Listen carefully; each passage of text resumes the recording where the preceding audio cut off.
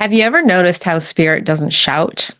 It whispers, not in the thunder or the chaos, but in those quiet pauses between breaths. The moments when you finally stop trying to figure it all out and instead you just listen. Because the whispers of spirit, they're constant, and you just have to be still enough to hear them. This space honors all paths of connection, healing, and family, grounding ourselves in sacred teachings as we are anchored in ancient roots, ready to rise from the soil of our past. I'm Michelle Irene Stupsky, here to guide you through stories, insights, and spiritual practices that will help you heal and rediscover your true belonging.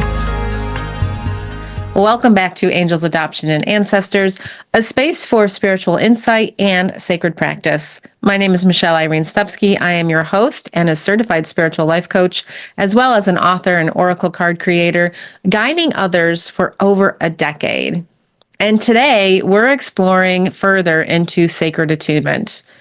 This is something that we mentioned on the last podcast, Your Seasonal Turning Point. I hope you listened. If not, the link will be provided below. But this is the art of listening to divine timing, trusting the pauses, and recognizing the subtle signs from spirit.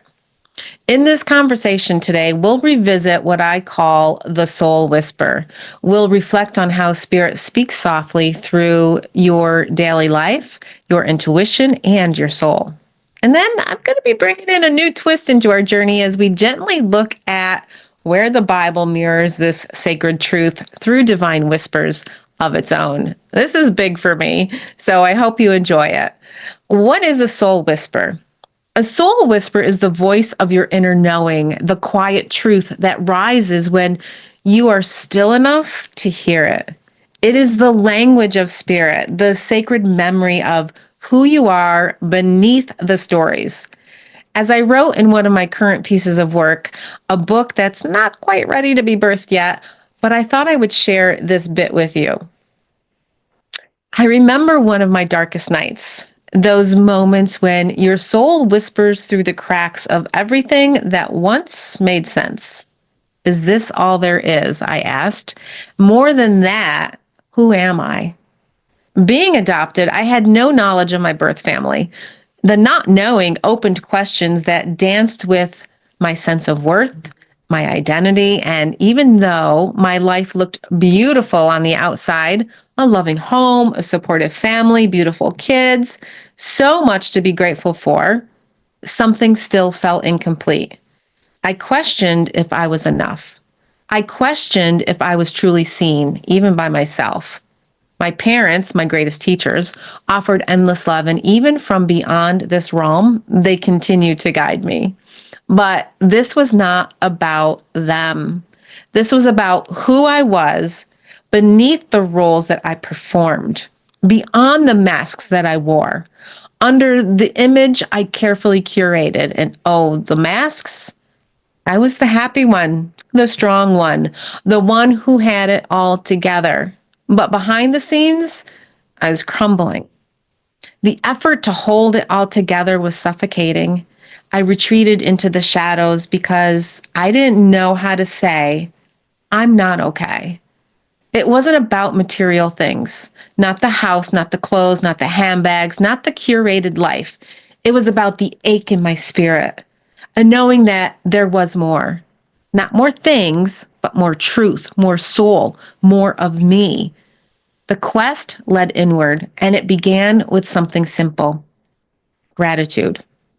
Gratitude cracked the door open. Slowly I rose through books and healing work and my spiritual practice. I walked myself home. Layer by layer, the masks began to fall, and underneath, imperfect, tender, sacred, whole. The real work was not about becoming someone new. It was about unmasking who I had always been. It wasn't easy, but it was honest. And from that honesty came healing. From that truth, transformation. And from that remembering came the return to my sacred soul self. Let them speak. Let them guide. Let them remind you. You are always held. And so it is. Listen closely. Your soul remembers. These whispers live within you, woven from divine guidance, ancestral wisdom, and the sacred codes of your soul, which has now led me in a new direction within my work and into another book, believe it or not, but where I began studying scriptures from the Bible for the first time that connect to the very teachings that I've always known and been shown. What I've discovered has been nothing short of mind-blowing. I grew up Catholic, but after my youngest, my daughter, was confirmed, we quietly stepped away from the church for many reasons that really don't need to be shared here at this moment, but it simply wasn't a place where we felt we belonged. It wasn't where we felt comfortable, and it wasn't where I was growing closer to God. In truth, it was actually taking me further away. And over time, my spiritual practice and time in nature has become my church, a sacred classroom where I can study, reflect, and listen to the whispers of the greatest of all sources, divine source, or God. And now, through this unfolding path, I'm beginning to weave these new discoveries into my work, and it really illuminates the path and confirms what my soul has always known and what I've always been shown. There's a beautiful verse in the Bible that I found that speaks to this kind of quiet connection. It's 1 King James 19:11 through 12, and it says that the prophet Elijah looked for God in the wind, the earthquake, and the fire. But God was not in any of those. And after all the noise, there came a still, small voice. That line stands out to me because it reflects the same truth as the soul whisper.